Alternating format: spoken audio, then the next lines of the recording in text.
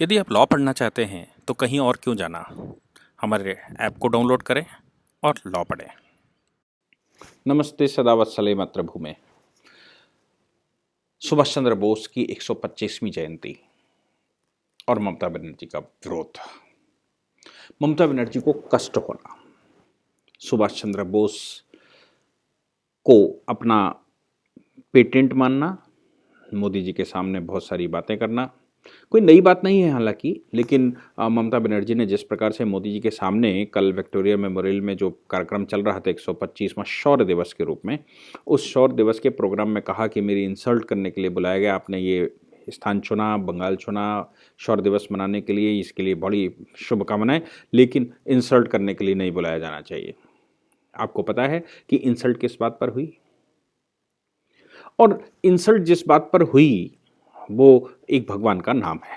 यानी कि बंगाल में ममता बनर्जी एक्सपेक्टेड ये करती हैं कि वहाँ भगवान का नाम नहीं लिया जा सकता, जय श्री राम नहीं कहा जा सकता, भगवान श्री राम की जय नहीं की जा सकती।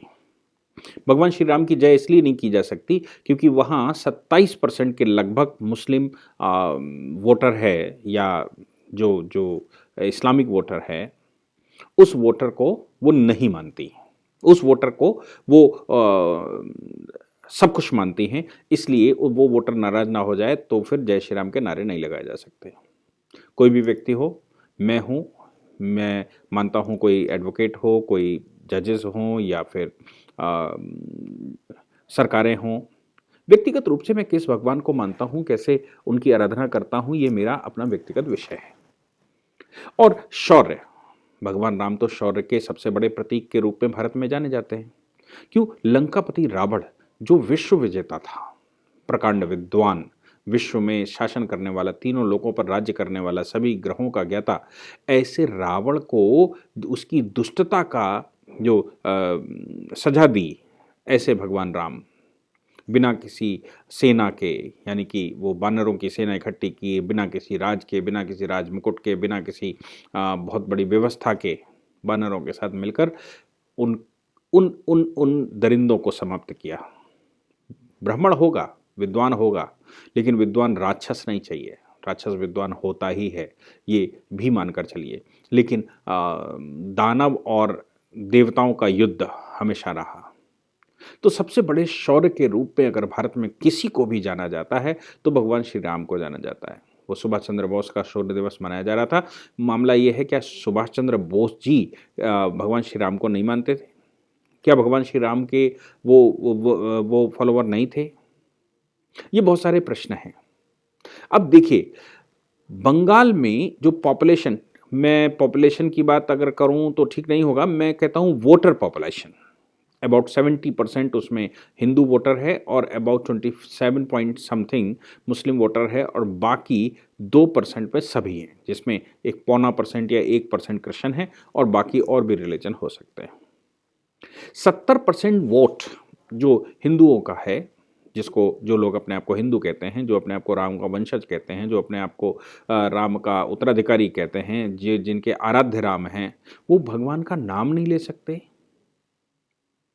कमाल की बात है। प्रधानमंत्री अगर बैठे हुए हैं, पूरी कैबिनेट बैठी हुई है, ठीक है, मैं मानता हूं कि कैबिनेट बैठी हुई है, वहां प्रधानमंत्री बैठे हुए हैं, मुख्यमंत्री बैठे हुए हैं, और अगर कोई जय श्री राम के नारे लगाता है तो उसमें क्या दोष है प्रधानमंत्री का और क्या दोष है किसी अन्य व्यक्ति का? क्या ममता बनर्जी भी भगवा आतंकवाद के रास्ते पर चल दी हैं? उनके मस्तिष्क में भी भगवा आतंकवाद बैठा हुआ है कि हिंदू जो है वो आतंकवादी बन रहा है? क्या वो तृणमूल कांग्रेस, क्या वो कांग्रेस की ही सही मायने में उत्तराधिकारिणी है? ऐसा पहली बार नहीं हुआ। 2019 के लोकसभा चुनाव के अंदर मिदनापुर में भी ऐसे एक रैली जा रही थी, उसमें कुछ लोगों ने, उनके ही समर्थकों ने, उनकी रैली में उपस्थित लोगों ने जय श्री राम के नारे लगाए। जब बहुत हर्षोल्लासित होता है हिंदू समाज, जब कोई बड़ी अच्छी खुशी की बात होती है, तो राम के वंशज राम को याद करते हैं। राम के वंशज राम को याद नहीं करें तो किसको याद करें? किसको आराध्य माने? किसके नारे लगाएं? शौर्य के नारे अगर लगाने हैं, वीरता के नारे लगाने हैं, मर्यादा के नारे लगाने हैं, राम राज्य स्थापित करना सबकी संकल्पना रही है, राम राज्य स्थापित करना सबका अपना विचार रहा है, राम राज्य ही भारत में चाहिए, ऐसा हर एक व्यक्ति कहता है।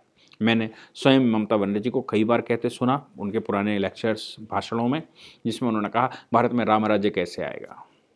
जिस राम राज्य की संकल्पना करने वाली ममता बनर्जी स्वयं कहे कि नहीं, मुझे राम राज्य श्री राम के नाम से भी समस्या है, और ये राम का नाम लेना ममता की इंसल्ट है। खासतौर से उन्होंने कहा कि मेरी इंसल्ट करने के लिए यहां पर बुलाया गया। क्यों इंसल्ट? कि जय श्री राम के नारे लगाए। राम का नाम लेना भारत में इंसल्ट के रूप में अगर ममता बनर्जी देखती हैं तो क्या उनको सत्ता पर बैठने का अधिकार मिलेगा? क्या बंगाल में जब वो सत्ता पर बैठने जा रही हैं या सत्ता पर बैठेंगी या वो चुनाव लड़ने जा रही हैं, तो क्या ऐसे बंगाल के जो 70% वोटर है वो 70% वोटर उनको वोट देगा? फिर क्या कहते हैं मायावती की तरह? आपको याद होगा कि देवबंद का चुनाव हुआ, देवबंद में बीजेपी का एक विधायक चुना गया। ममता बनर्जी ने प्रेस कॉन्फ्रेंस की और मायावती ने प्रेस कॉन्फ्रेंस की और मायावती जी ने कहा कि ये सब चुनाव में गड़बड़ी हुई है, क्योंकि देवबंद की सीट बीजेपी को जाना असंभव है। क्यों? क्योंकि अबाउट मोर देन 35% वोटर वहां पर एक विशेष कम्युनिटी का है। 35% में 40% भी मान लो कि 40% वोटर एक विशेष कम्युनिटी का है। जहां पर 40% वोटर विशेष कम्युनिटी का है और वो केंद्र की सरकार बीजेपी को पसंद नहीं करता है, इसलिए वहां बीजेपी की सीट कैसे निकल सकती है? वो भूल जाती है कि 60% वोटर दूसरा भी है जो एक मुश्त होकर वोट डालता है।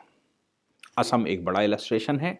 कभी ऐसे ख्वाब देखे जाते थे कि असम में कभी भी सरकार नहीं बदली जा सकती, क्योंकि वहाँ पर वोटर अबाउट 30%, 25 to 30% एक विशेष कम्युनिटी का है और बीजेपी कभी वहाँ सरकार नहीं बना सकती। ऐसा विचार ममता बनर्जी का बंगाल में भी है और वो मान कर चलती हैं कि वहाँ बीजेपी सरकार नहीं बना सकती। क्यों? क्योंकि 27% वोटर एक विशेष कम्युनिटी का है जो बीजेपी का विरोध करता है। मैं ये नहीं कह सकता कि सारे वोटर्स वहाँ विरोध करते होंगे, सारे एक कम्युनिटी पूरी की पूरी विरोध करती हुई, लेकिन हाँ, एक बड़ा परसेंटेज है जो मोदी जी का विरोध करती है। कारण क्या है कि हमारे देश में जो कुछ सरकारें हैं जो भारतीय संस्कृति को, भारतीय संस्कार को, एंशिएंट परंपरा को और सनातन को पुनः स्थापित करना चाहते हैं। सनातन को पुनः स्थापित करने का मतलब ये हरगिज नहीं है कि किसी पर्टिकुलर रिलीजन से वे ऑफ लाइफ क्या हो, भारत की संस्कृति क्या है, भारत के संस्कार क्या हैं और भारत का व्यक्ति कैसे रहे, भारत का व्यक्ति कैसे व्यवहार करे और व्यवहार में कैसे अपने आप को धारित करे, ये करने के लिए एक कोई सरकार, एक कोई पार्टी अगर ये उसका एजेंडा है तो इसमें गलत क्या है? क्या भारतीय संविधान बनाते समय संविधान की परिकल्पना करने वाले लोगों ने राम राज्य की परिकल्पना नहीं की थी? अगर नहीं की थी तो संविधान में रामचंद्र, भगवान श्री राम का जो अस्तित्व है, भगवान श्री राम का जो राम दरबार है, उसकी तस्वीर लगाने की क्या जरूरत पड़ गई थी? कॉन्स्टिट्यूशन भी बना था तो उस समय राम के अनुसार, यानी कि भगवान राम की जो राम राज्य की परिकल्पना है उसके अनुसार देश चले, उसके लिए परिकल्पना की गई थी, संकल्प लिया गया था। आज जिस संविधान को मानने वाली ममता बनर्जी जी हैं, जिस संविधान को मानने वाला भारत का समाज है, वो समाज राम के नाम से क्यों ना नारे लगाए, जय श्री राम क्यों न करे? अगर उसके अंदर हुंकार होती है, अगर उसके अंदर एक उत्साह होता है, बानर सेना को याद करिए कि बानर सेना सिर्फ एक मंत्र जय श्री राम के आधार पर ही लंका पर चढ़ाई कर गई और लंकापति रावण, जिससे बड़े बड़े योद्धा जिसने बंदी बनाकर रखे थे, वो सारे परास्त हुए। सिर्फ एक मंत्र जय श्री राम। जय श्री राम, श्री राम का नारे का विरोध करने वाला रावण था। वो कहता था राम के आगे श्री मत लगाओ, बनवासी राम कहो, श्री लगाकर मेरी इंसल्ट कर रहे हो। आज ममता बनर्जी जी ने भी ऐसा ही कुछ कहा कि इंसल्ट ममता जी की कर रहे हो अगर आप जय श्री राम के नारे लगाते हो। भारत का भविष्य कैसा होगा, भारत किस रास्ते पर जाएगा, ये भारत के पॉलिटिशियन तय कर रहे हैं। 2019 के चुनाव में हमने सबने देखा कि जो भगवा आतंकवाद के नारे लगाते थे वो लोग जनेऊ पहनते घूम रहे थे। जो लोग ये कह रहे थे कि भगवा हिंदू आतंकवादी है, भारत का जो मेजॉरिटी है वो आतंकवादी है, वो लोग परमेश्वर के, भगवान के मंदिर पर घूम रहे थे। क्या ममता बनर्जी अभी सत्ता में हैं तब तक उनको वो पुनरावृत्ति याद नहीं आती? क्या वो पुनरावृत्ति कर रही हैं? लेकिन चुनाव के बाद क्या हश्र होगा? जय श्री राम कहने लायक बचेंगी या सुनने लायक बचेंगी या सुन पाएंगी कि नहीं सुन पाएंगी, ये भविष्य बताएगा। मुझे लगता है कि भारतवर्ष में कोई कितनी भी सत्ता पर हो, भगवान का नाम तो हम जोर से लेंगे ही, चाहे हमारा कुछ भी हो जाए। भगवान का नाम लेना अगर भारत में अपराध है तो वो अपराध हम बारंबार करेंगे, प्रत्येक नागरिक बारंबार करेगा। अगर भगवान का नाम लेने से किसी की इंसल्ट होती है, कोई अपनी इंसल्ट फील करता है, तो फिर वो रावण से कम नहीं हो सकता। जैसे रावण को इंसल्ट फील होती थी श्री राम कहने से, वैसे ही अगर किसी को इंसल्ट फील होती है तो उसको भारत में अपना भविष्य तय कर लेना चाहिए। उसका भविष्य तो भारत तय कर देगा। जय श्री राम।